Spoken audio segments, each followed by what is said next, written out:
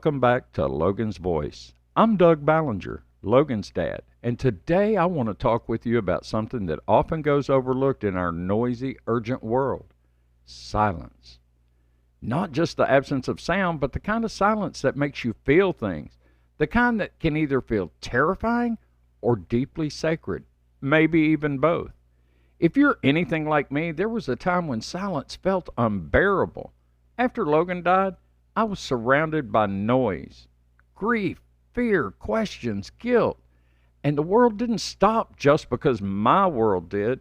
So I filled the silence with distractions, with busyness, with anything that would keep me from sitting too long in the stillness. But over time, I began to learn that silence isn't the enemy. In fact, it's where the real healing started to take root. Because when the noise finally quieted, I started hearing Logan again. Not in words, but in memories, in signs, in intuition, and sometimes just knowing. And that's what I want to offer you today: an invitation to pause, to breathe, to listen, not just with your ears, but with your heart. You're not broken for feeling lost. You're not behind in your healing just because you're still grieving. You're being aligned with something deeper. And sometimes the most powerful guidance comes not in the chaos, but in the quiet. So if you're driving, walking, sitting in your favorite chair, or curled up in a moment of stillness, this episode is for you. You don't need to do anything but be here. So let's talk about what it means to trust the silence, trust the stillness, and trust yourself. Let's start by talking about the noise. Grief is loud, even when everything around us looks quiet. It can fill your head with questions, regrets, what ifs, and if onlys. It can make your heart race, your thoughts spiral, and your body ache. And the world keeps spinning faster than ever, telling you to keep up.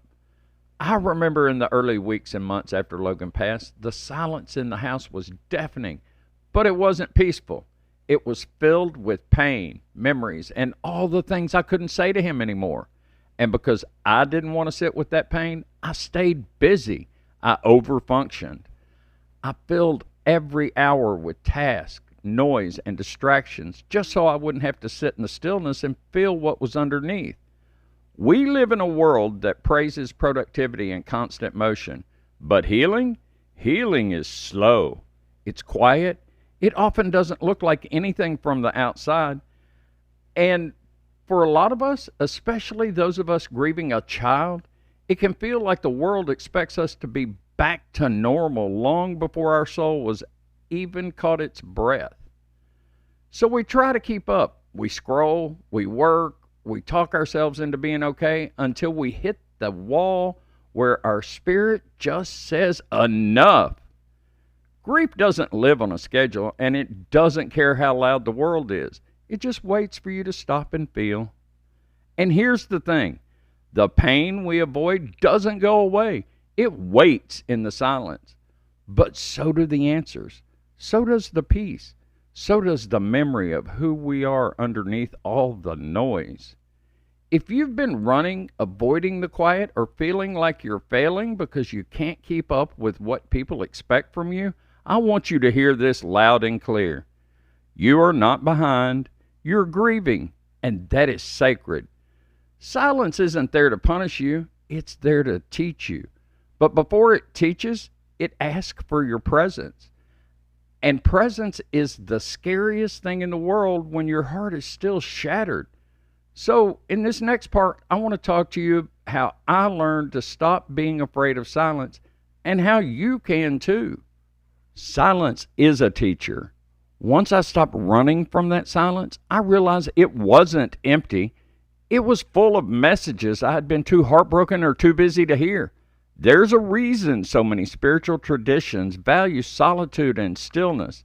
It's in those quiet spaces that something sacred shows up. Not outside of us, but from within.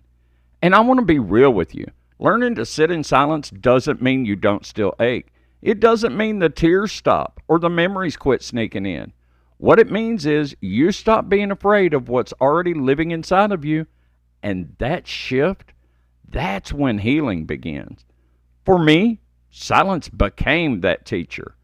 It's where I felt Logan again, not always in words, sometimes in energy, in a memory, in the way the wind hit my face at the right moment, or a song came on that felt like him, or a number appeared again and again when I was questioning my path. And that's where angel number 7 comes in for me. It's about inner wisdom, spiritual awakening, the pursuit of truth. It's a number that says you don't need all the answers right now, just trust the path. And in silence, that path often lights up just one small step at a time. Sometimes I'll find a feather in a random spot. A lyric will hit me differently. And sometimes it's just a sudden calm that settles in when I stop trying to force a solution and just breathe. I call those moments God whispers. You might call them spirit signs, messages from your loved one, or even your own higher self reaching out. Whatever language speaks to you, it's all valid. The key is you won't hear it if you never slow down. So let me ask you, when was the last time you sat with yourself? Not to fix or plan or analyze, but just to listen. When was the last time you asked your heart what it needed and gave it the space to answer?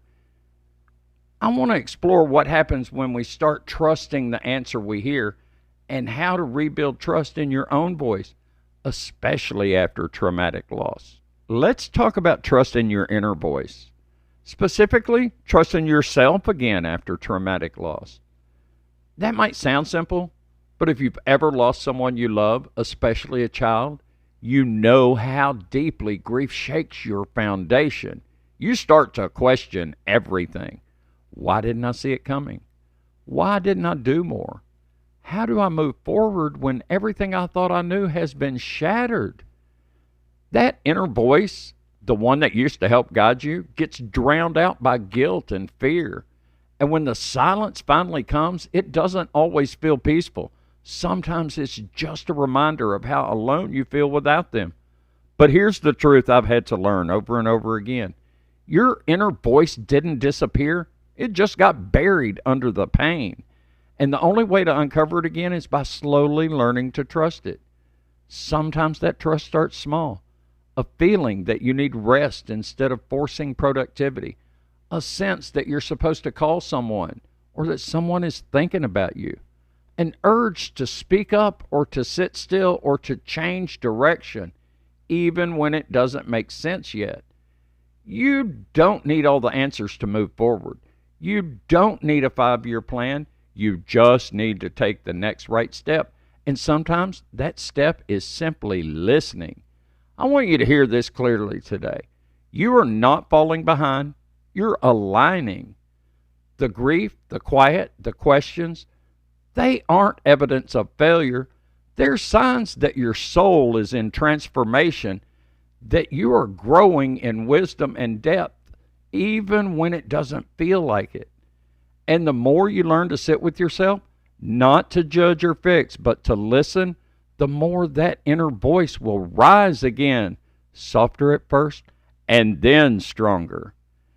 And as it gets stronger, so will your sense of purpose.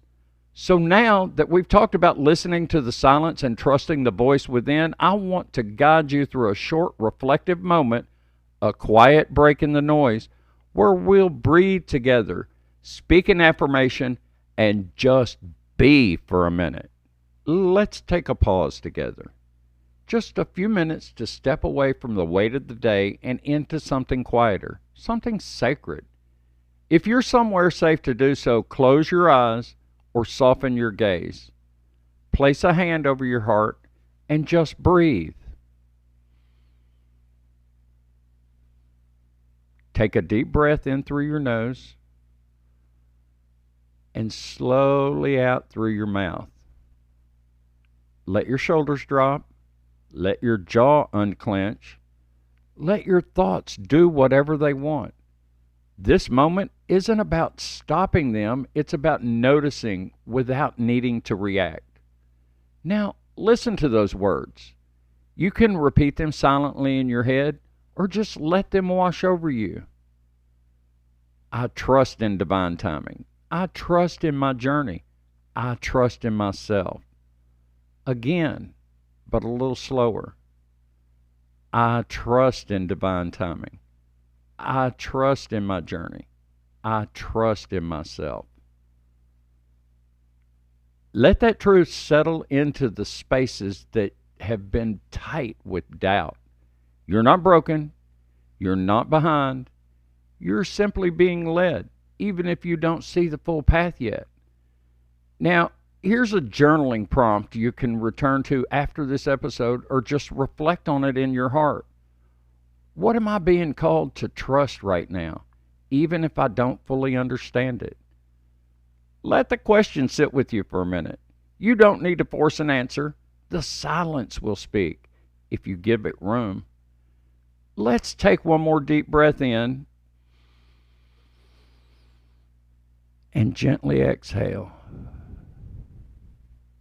When you're ready, come back into the space around you. Wiggle your fingers, open your eyes, and thank yourself for making room for stillness today. Thank you for sharing this space with me today. If you took a breath with me, sat with your thoughts, or even just gave yourself permission to slow down, you've already honored something sacred, and that matters. We live in a world that tells us to hustle, to fix, to move on. But healing doesn't follow the rules of the world. It follows the rhythm of the heart, and sometimes that rhythm is quiet. It whispers. It pauses. It waits. And in that stillness, there's wisdom, there's connection, and there is love. I know silence can be hard. I've run from it. I've feared it. But it's also where I felt Logan the most, where I found my own voice again. Not the voice that needs to prove anything, but the voice that simply says, I'm still here and I'm still becoming. So as you move through the rest of your day, I hope you'll carve out a little space for stillness, even a few moments, because what's waiting in that space might just be exactly what your heart's been needing. And if today's message spoke to you, share it with someone who might need it. You never know what peace it might unlock for someone else. You can always find more episodes at logansvoice.com. And if you ever feel alone in your grief or your healing journey, please remember this. You are not alone. You are not broken. And your light, yes, even now, has power. Power to guide, power to heal, and power to keep going.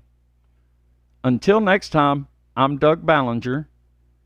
I am Logan's voice. I am Logan's dad. And I will not be silent.